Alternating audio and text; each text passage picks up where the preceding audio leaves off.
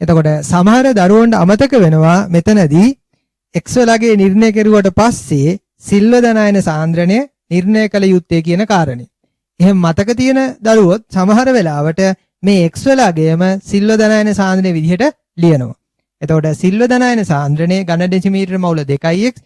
ඒ නිසා x වලගේ ඇසුරෙන් සිල්වද ණයන සාන්ද්‍රණය ගණනය කළ යුතුයි.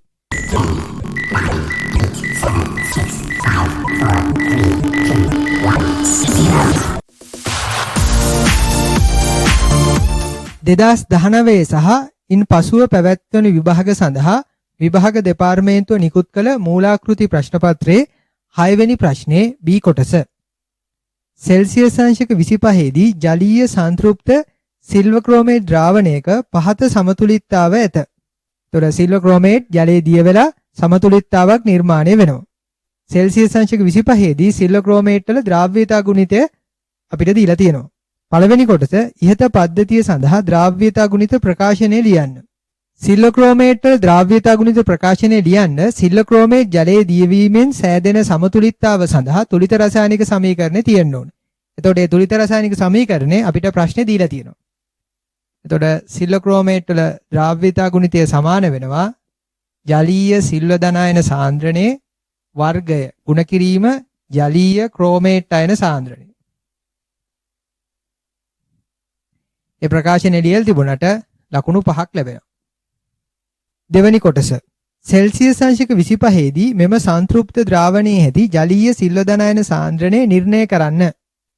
අපිට පුළුවන් සිල්වර් ක්‍රෝමේට් ජලයේ දීවීමට අදාළව රයිස් ටේබල් එක ලියන්න.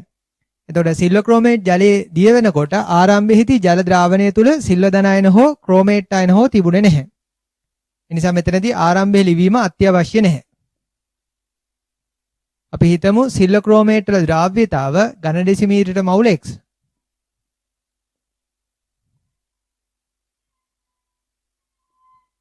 එතකොට සිල්වර් ක්‍රෝමේට් ඝන ඩෙසිමීටරයක් තුල මවුල x ප්‍රමාණයක් දිය වුණොත් සිල්වද ණයන ඝන ඩෙසිමීටරයක් තුල මවුල 2x ප්‍රමාණයක් හැදෙනවා.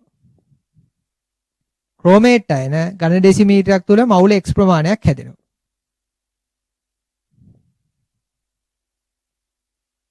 එතකොට සමතුලිත අවස්ථාවේදී ද්‍රාවණයේ සිල්වද ණයන සාන්ද්‍රණය ඝන ඩෙසිමීටරයට මවුල 2x ක්‍රෝමේට් අයන සාන්ද්‍රණය ඝන ඩෙසිමීටරයට මවුල x. ඒතර මේ විදිහේ රයිස් ටේබල් එක ලිව්වට ලකුණු 5යි.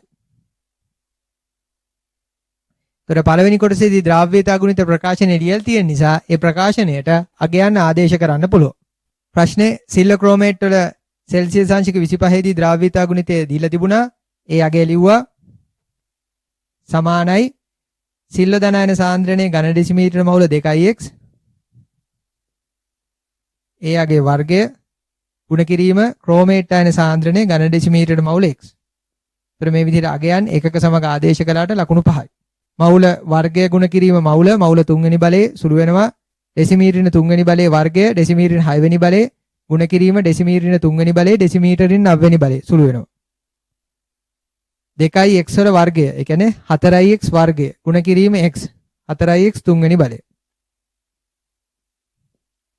සමානයි 3.2 ගුණ කිරීම 10 වෙනි බලය. 4ෙන් බෙදන්න පුළුවන් දෙපැත්තම x 3 වෙනි බලය සමානයි 3ට 4 ඒවා බිඳුවයි දශමතිත 32ට 4 ඒවා 8යි 8 වරක් 4 32යි ඉතිරි නැහැ. ගුණ කිරීම 10 වෙනි බලය. එතකොට අපිට මේ ප්‍රකාශනය සකස් කරන්න පුළුවන් 80 ගුණ කිරීම 10 වෙනි බලයේ විදිහට. එතකොට මෙතනදී 10 බලයේ 10 විදිහට සකස් කරන්න හේතුව තමයි x වල 3 වෙනි බලය මේ තියෙන්නේ. එතකොට x නිර්ණය කරන්න 3 වෙනි මූලය ලබා ගන්න ඕනේ. එතකොට 10 බලය 3ෙන් බෙදෙන සංඛ්‍යාවක් වෙන්න ඕනේ. එතකොට 10 15 බවට පත් කළා. එතකොට 10 2ෙන් ගුණ වෙන්න ඕනේ. 13 ලැබෙන්න නම් 10 එතකොට 0.8 10 දෙවෙනි බලයෙන් ගුණ වුණාම 80යි. එතකොට x කියලා කියන්නේ 80 3 වෙනි මූලයේ ගුණ කිරීම 10 15 3 වෙනි මූලය. ඒ කියන්නේ 10 5 වෙනි බලය.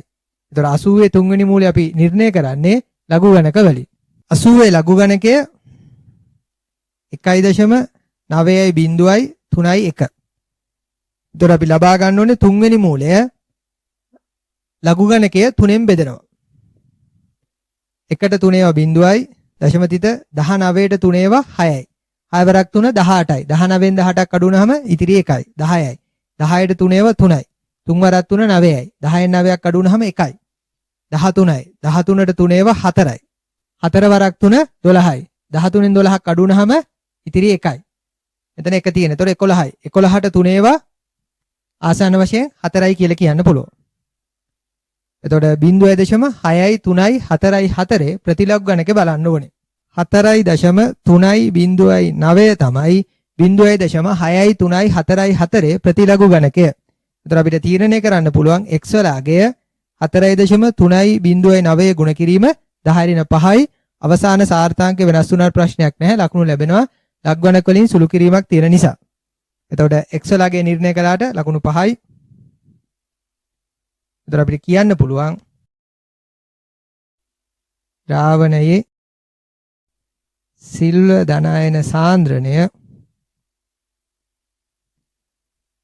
ඝන ඩෙසිමීටරට මවුල 2x. කියන්නේ 2 ගුණ කිරීම මේ අගය. නවරක් 2 18යි 8යි එකක් ඉතිරි 0.2 0යි ඉතිරි 1යි 1යි 3 වරක් 2 6යි 4 වරක් 2 8යි. දශම ස්ථාන 3යි. එතකොට ද්‍රාවණය තුල සිල්ව ධනායන සාන්ද්‍රණය ඝන ඩෙසිමීටර මවුල 8.6යි 1.8 ගුණ කිරීම 10/5යි. ඒ අගය ලබා ගත්තට ලකුණු 5යි. එතකොට සමහර දරුවන්ට අමතක වෙනවා මෙතනදී x වලගේ නිර්ණය කෙරුවට පස්සේ සිල්ව ධනායන සාන්ද්‍රණය නිර්ණය කළ යුත්තේ කියන කාරණේ. එහෙනම් මතක තියෙන දරුවොත් සමහර වෙලාවට මේ x වලගේම සිල්ව ධනායන සාන්ද්‍රණය විදිහට ලියනවා. එතකොට සිල්ව ධනායන සාන්ද්‍රණය ඝන ඩෙසිමීටර මවුල 2x. ඒ නිසා x වලගේ ඇසුරෙන් සිල්ව ධනායන සාන්ද්‍රණය ගණනය කළ යුතුයි. තුන්වෙනි කොටස සෙල්සියස් අංශක 25 දී ජලයේ ඝන සෙන්ටිමීටර 100ක් තුල දිය කළ හැකි සිල්වර් ක්‍රෝමේට් ඝනෙහි උපරිම ස්කන්ධය ග්‍රෑම් වලින් ගණනය කරන්න. ගෙදර ඉඳන්ම කෙමිස්ට්‍රි තියරි ස්මාර්ට් විදිහට ඉගෙන ගනිමු. සෑම පාඩමකටම මාස්ටර් ක්ලාස් එකක්. amilaguru.com වෙබ්සයිට් එකට එන්න. වැඩි විස්තර සඳහා 0814 503 979 අමතන්න. සිල්වර් ක්‍රෝමේට් වගේ ජලයේ මද වශයෙන් ද්‍රව්‍ය ප්‍රබල විද්‍යුත් විච්ඡේදයක් ජලයේ දිය කරනකොට උපරිම ප්‍රමාණය දිය වෙලා තියෙන්නේ සමතුලිතතාවට එළඹුණු අවස්ථාවේදී. එතකොට මේක ගැන මම ද්‍රව්‍යතා ගුණිතය මාස්ටර් ක්ලාස් එකේදී කතා කරලා තියෙනවා. එතකොට අපෙන් අහන්නෙත් දියවන උපරිම සිල්වර් ක්‍රෝමේට් ප්‍රමාණය ගැන. එතකොට උපරිම ප්‍රමාණය දිය වෙන්නේ සමතුලිත අවස්ථාවේදී. ඒ සමතුලිත අවස්ථාව සඳහා තමයි අපි රයිස් ටේබල් එක ලියලා තියෙන්නේ. එතකොට x වලගේ නිර්ණය කරලා තියෙන නිසා අපිට කියන්න පුළුවන් සිල්වර් ක්‍රෝමේට් වල ජල ද්‍රව්‍යතාව වෙන විදිහින් කිව්වොත් සිල්වර් ක්‍රෝමේට් උපරිම දියවන ප්‍රමාණය ඝන ඩෙසිමීටරට මවුල 4.309 ගුණ කිරීම 10/5යි කියලා. අපි ගණනය කළ යුත්තේ ජලයේ ඝන සෙන්ටිමීටර් 100ක දියවන උපරිම සිල්වර් ක්‍රෝමේට් ස්කන්ධය. ඒතර අපිට ඉස්සෙල්ලාම ගණනය කරන්න පුළුවන් සෙල්සියස් අංශක 25 දී ජලය ඝන සෙන්ටිමීටර් 100ක දියවන උපරිම සිල්වර් ක්‍රෝමේට් ප්‍රමාණය නැත්නම් මවුල ගණන. ද්‍රව්‍යතාව ඝන ඩෙසිමීටරට මවුල 4.309 ගුණ කිරීම 10/5යි. පරිමාව ඝන සෙන්ටිමීටර් 100යි. ඒ කියන්නේ ඝන ඩෙසිමීටර් 0.1යි. ඝන ඩෙසිමීටරට සුළු වෙනවා 0.1 කියන්නේ 10 වෙනි බලය. 10 වෙනි බලය ගුණ කිරීම 10 වෙනි බලය කියන්නේ 10 වෙනි බලය. ඒකකයේ මවුල ඒ යගේ ගණනය කරගත්තට ලකුණු 5යි. එතකොට මවුල ගණනෙන් අපිට පුළුවන් ස්කන්ධය ගණනය කරන්න. සෙල්සියස් අංශක 25 දී ජලය ඝන සෙන්ටිමීටර් 100ක දියවන උපරිම සිල්වර් ක්‍රෝමේට් ස්කන්ධය මෞල ගාන සමානයි ස්කන්ධය බෙදීම මෞලික ස්කන්ධය සමීකරණ දෙපසම මෞලික ස්කන්ධයෙන් ගුණ කරන්න පුළුවන්. එතකොට ස්කන්ධය සමානයි මෞල ගාන ගුණ කිරීම මෞලික ස්කන්ධය. එතකොට මෞල ගාන මෞල 4.3.9 ගුණ කිරීම 10/6යි. ඒ ඝන සෙන්ටිමීටර් 100ක් තුල දියවන උපරිම සිල්වර් ක්‍රෝමේට් ස්කන්ධය. ගුණ කිරීම සිල්වර් ක්‍රෝමේට් වල මෞලික ස්කන්ධය මෞලයට ග්‍රෑම් 332යි. සිල්වර් ක්‍රෝමේට් වල මෞලික ස්කන්ධය දත්තයක් විදිහට අපිට දීලා තියෙනවා. ඒ නිසා සාපේක්ෂ සූත්‍ර ස්කන්ධය ගණනය කරන්න මහන්සි වෙන්න අවශ්‍ය නැහැ. මෞලික ස්කන්ධය ආදේශ කරන්න පුළුවන්. මෞලයට මෞල සුළු වෙනවා. පිළිතුර ලැබෙන්නේ ග්‍රෑම් වලින් ගුණ කිරීම 10/6 වෙනි බලය. එතකොට 4.3.9 ගුණ කිරීම 332 ලඝු ගණක පාවිච්චි කරලා සුළු කරන්න වෙන්නේ. කලින් කොටස ගණනය කරනකොට 0.634 ප්‍රතිලඝු ගණකේ 4.3.9 කියලා තීරණය කළා. එතකොට 4.3.9 ලඝු ගණකය 0.634 විය යුතුයි. නැවත ලඝු ගණක බැලීම අවශ්‍ය වෙන්නේ නැහැ. 332 ලඝු ගණකේ 2.521 4.3.9 ගුණ කිරීම 332 එහෙනම් ලඝු ගණක එකතු වෙනවා. 4.1 5යි 4.1 5යි 3.2 5යි 6.5 11යි ඉතිරි 1යි දශම තිත ඉතිරි 1යි 2යි 3යි. එතකොට 3.155 තමයි ලඝු ගණකය. එතකොට ලඝු ගණකේ පූර්ණ සංඛ්‍යාව 3යි කියන්නේ 10 3වෙනි බලය. එතකොට 10 3වෙනි බලය ගුණ කිරීම 10/6 වෙනි බලය 10 ඍණ 3වෙනි බලය. එතකොට 0.155 ප්‍රතිලඝු ගණකය 1.431. එතකොට සෙල්සියස් අංශක 25 දී ජලය ඝන සෙන්ටිමීටර 100ක දියවන උපරිම සිල්වර් ක්‍රෝමේට් ස්කන්ධය ග්‍රෑම් 1.431 ගුණ කිරීම 10/3යි කියලා ගණනය කරගන්න පුළුවන්. ඒ අගේ ලබා ගත්තට ලකුණු 4යි. අවසාන සාර්ථාංක වෙනස් වුණාට ප්‍රශ්නයක් නැහැ. ලඝු ගණක වලින් සුළු කිරීමක් සිදු කරන නිසා.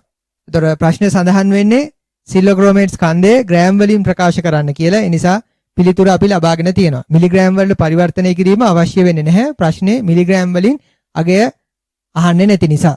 එතකොට මේ විදිහටයි 2019 මූලාකෘති ප්‍රශ්න පත්‍රයේ 6 වෙනි ප්‍රශ්නේ B කොටස සඳහා පිළිතුරු ලියන්නේ. එතකොට මේ ප්‍රශ්න කොටස සඳහා මම ලකුණු 34ක් ලැබෙන විදිහටයි ලකුණු වෙන් කළේ. හැබැයි මූලාකෘති ප්‍රශ්න පත්‍රයේ මේ කොටස සඳහා ලකුණු 60ක් ලැබෙනවා කියලායි සඳහන් වෙන්නේ. දුවල පුතාලට පැහැදිලි ඇති 6 වෙනි ප්‍රශ්නේ A කොටසේ පිළිතුරේ ලිවිය යුතු පියවර ගන්නට වඩා 6 වෙනි ප්‍රශ්නේ B කොටසේ පිළිතුරේ ලිවිය යුතු පියවර ගණන ගොඩක් අඩුයි කියලා. ඒ නිසායි මම 6 වෙනි ප්‍රශ්නේ A කොටස සඳහා වැඩි ලකුණු ප්‍රමාණයක් ලැබෙන්නත් 6 වෙනි ප්‍රශ්නේ B කොටස සඳහා අඩු ලකුණු ප්‍රමාණයක් ලැබෙන්නත් ලකුණු වෙන් කළේ. එතකොට අමිලගුරු මාස්ටර් ක්ලාසස් වල ද්‍රාව්‍යතා ගුණිතය මාස්ටර් ක්ලාස් එකට සහභාගී වෙච්ච දරුවෙක් ඉන්නවනම් ඒ දරුවට පැහැදිලි ඇති මේ වගේ ප්‍රශ්න අපි පැවරුම් වලදී පිළිතුරු ලියපු ප්‍රශ්න. ඒ නිසා මේ වගේ ප්‍රශ්න වල පිළිතුරු ලියන එක අපහසු නෑ. බොහොම පහසුයි. නියමිත සම්පූර්ණ ලකුණු ප්‍රමාණය ලබා ගත හැකියි. මේ පිළිතුරු විවරණය සම්බන්ධයෙන් හරි වෙනත් රසායන විද්‍යා විෂය කරුණක් සම්බන්ධයෙන් හරි ගැටලුවක් තියෙනවා නම් ඒ ගැටලුව කමෙන්ට් එකක් විදිහට යොදන්න. මට පුළුවන් ඒ ගැටලුව විසඳා ගන්න දුල පුතාලට උදව් කරන්න. එhmenan දැන් දුල පුතාලට කරන්න තියෙන්නේ මූලාකෘති ප්‍රශ්න පත්‍රයේ 6 වෙනි ප්‍රශ්නේ C කොටසේ පිළිතුරු සලකා බලන එක. එhmenan අපි මූලාකෘති ප්‍රශ්න පත්‍රයේ 6 වෙනි ප්‍රශ්නේ C කොටසේ පිළිතුරු විවරණයෙන් මුණ ගැසෙමු.